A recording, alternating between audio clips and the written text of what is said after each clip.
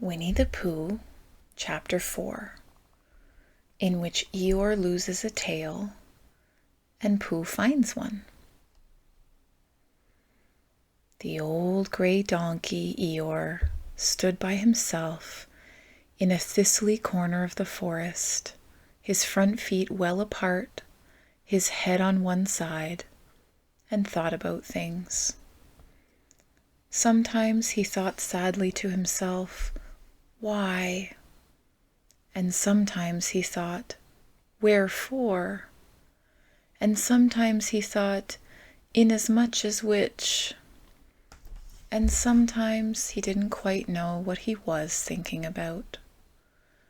So when Winnie the Pooh came stumping along, Eeyore was very glad to be able to stop thinking for a little while, in order to say, "How do you do?" in a gloomy manner to him. "And how are you?" said Winnie the Pooh. Eeyore shook his head from side to side. "Not very how," he said. "I don't seem to have felt at all how for a long time." "Dear, dear," said Pooh, "I'm sorry about that. Let's have a look at you." So Eeyore stood there, gazing sadly at the ground, and Winnie the Pooh walked all around him once. "Why, what's happened to your tail?" he said in surprise. "What has happened to it?" said Eeyore. "It isn't there." "Are you sure?" "Well, either a tail is there or it isn't there. You can't make a mistake about it. And yours isn't there." "Then what is?" said Eeyore. "Nothing," said Pooh.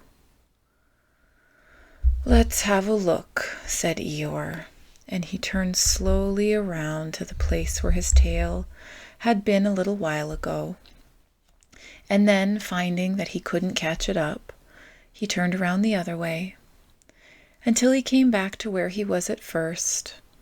And then he put his head down and looked between his front legs, and at last he said, with a long, sad sigh, "I believe you're right." "Of course I'm right," said Pooh. "That accounts for a good deal," said Eeyore gloomily. "It explains everything. No wonder." "You must have left it somewhere," said Winnie the Pooh. "Somebody must have taken it," said Eeyore. "How like them," he added, after a long silence. Pooh felt that he ought to say something helpful about it, but didn't quite know what. So he decided to do something helpful instead. "Eeyore," he said solemnly, "I, Winnie the Pooh, will find your tail for you." "Thank you, Pooh," answered Eeyore. "You're a real friend," said he.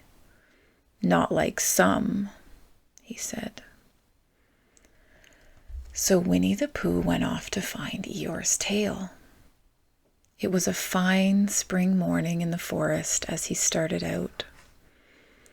Little soft clouds played happily in a blue sky, skipping from time to time in front of the sun, as if they had come to put it out, and then sliding away suddenly so that the next cloud might have his turn. Through them and between them the sun shone bravely, and a copse which had worn its furs all the year round seemed old and dowdy now beside the new green lace which the beeches had put on so prettily. Through copse and spinney marched Bear, down open slopes of gorse and heather, over rocky beds of streams, up steep banks of sandstone into the heather again, and so at last, tired and hungry, to the 100-acre wood. For it was in the 100-acre wood that Owl lived.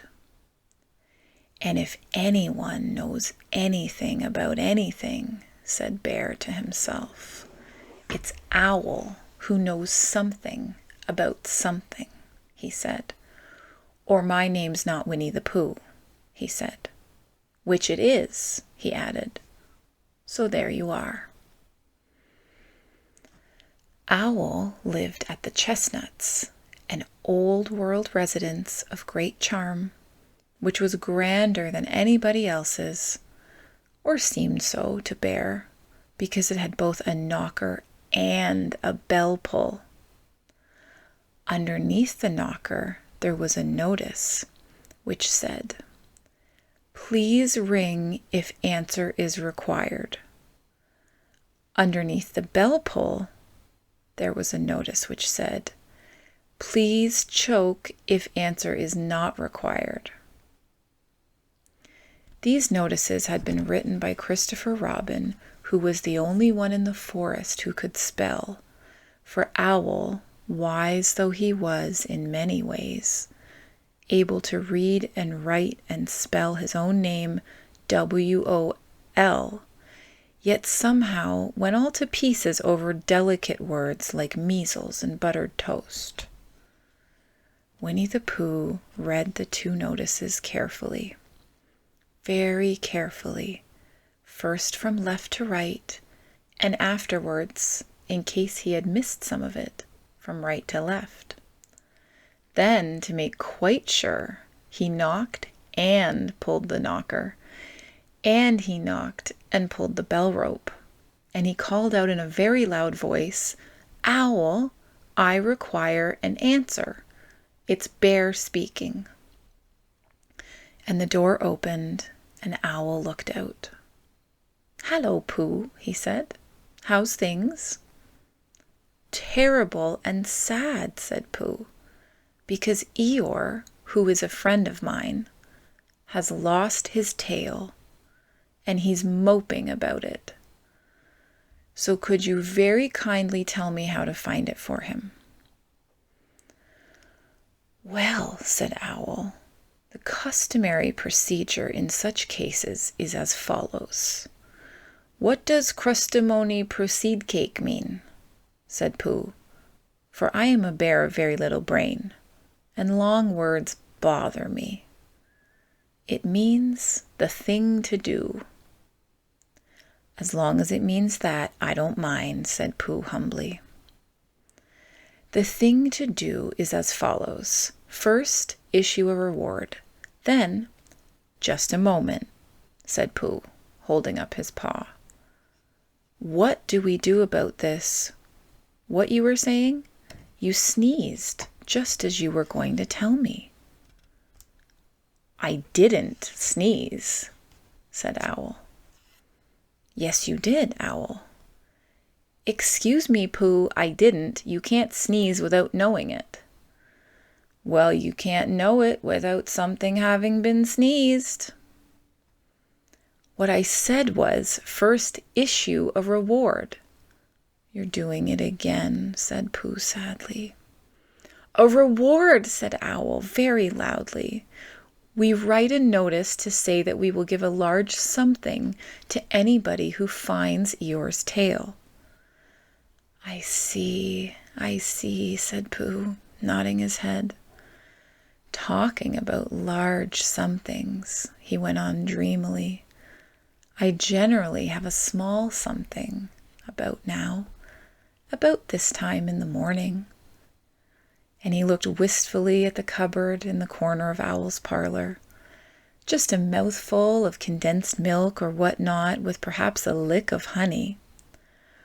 "Well then," said Owl, "we write out this notice and we put it up all over the forest." "A lick of honey," murmured Bear to himself, or not, as the case may be. And he gave a deep sigh and tried very hard to listen to what Owl was saying. But Owl went on and on, using longer and longer words, until at last he came back to where he started, and he explained that the person to write out this notice was Christopher Robin. It was he who wrote the ones on my front door for me. Did you see them, Pooh? For some time now, Pooh had been saying yes and no in turn with his eyes shut to all that Owl was saying, and having said yes, yes last time, he said no, not at all now, without really knowing what Owl was talking about. Didn't you see them? Said Owl, a little surprised. Come and look at them now. So they went outside, and Pooh looked at the knocker and the notice below it, and he looked at the bell rope and the notice below it, and the more he looked at the bell rope, the more he felt that he had seen something like it, somewhere else, some time before. Handsome bell rope, isn't it? Said Owl. Pooh nodded. It reminds me of something, he said, but I can't think what. Where did you get it? I just came across it in the forest. It was hanging over a bush, and I thought at first somebody lived there, so I rang it, and nothing happened. And then I rang it again very loudly, and it came off in my hand, and as nobody seemed to want it, I took it home. And, Owl, said Pooh solemnly, you made a mistake. Somebody did want it. Who? Said Owl. Eeyore, my dear friend Eeyore. He was fond of it. Fond of it? Said Owl. Attached to it, said Winnie the Pooh sadly. So with these words he unhooked it and carried it back to Eeyore, and when Christopher Robin had nailed it on its right place again, Eeyore frisked about the forest, waving his tail so happily that Winnie the Pooh came over all funny and had to hurry home for a little snack of something to sustain him.